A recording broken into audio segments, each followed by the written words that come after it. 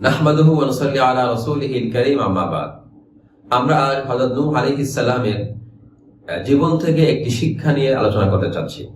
হযরত নূহ আলাইহিস সালাম ধারাবাহিক 950 বছর দাওয়াত দিয়ে যান, কিন্তু এই দীর্ঘ সময়ে তিনি মাত্র 80 জন লোককে ইসলাম গ্রহণ করতে উজ্জীবিত করতে পেরেছিলেন এবং মাত্র 80 জন লোক ইসলাম গ্রহণ করেছিল।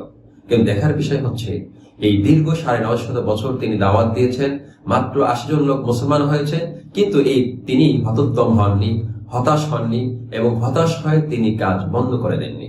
এখানে আমাদের জন্য শিক্ষণীয় হচ্ছে যে কোনো কাজের উদ্যোগ যদি আমরা নেই, কোনো কাজ যদি আমরা করি এবং সেখানে সাফল্য না পাই, তাহলে হতাশ না হওয়া, হতাশ হয়ে কাজ বন্ধ করে না দেয়া।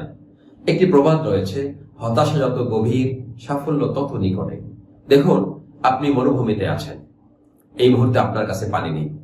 কারো কাছে জিজ্ঞেস করেন পানি কোথায় পাবো, তিনি দেখিয়ে দিলেন এই সামনের দিকে যাও, 10 মিনিট হাঁটলে পানি পেয়ে যাবে।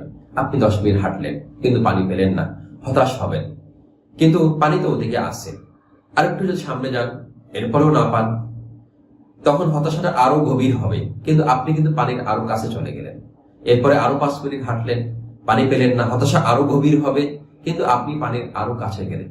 এরকম আরো 5 মিনিট পড়ার পরে আপনি পানি ফেলতে পারতেন, কিন্তু আপনি যদি থেমে যান, তাহলে আপনি আপনার গন্তব্যে কখনোই পৌঁছতে পারবেন না। কিন্তু যে আপনি হতাশ না হন এবং আরেকটু সামনে যান, আবার চেষ্টা করেন, ইনশাআল্লাহ সাফল্য আপনার পদচুম্বন করবে।